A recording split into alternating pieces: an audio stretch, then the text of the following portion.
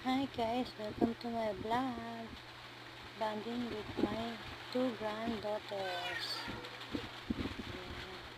Medyo may sumpong po ang aking pangalawang apo. At busy naman po yung aking unang apo sa kanyang pag-aaral po. Balik-aral na po sila tomorrow po.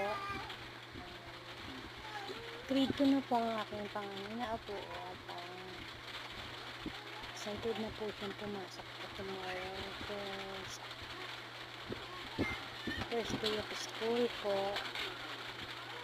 Ayan, busy po siya guys. At ang aking apo na isa ay medyo may sumpong po.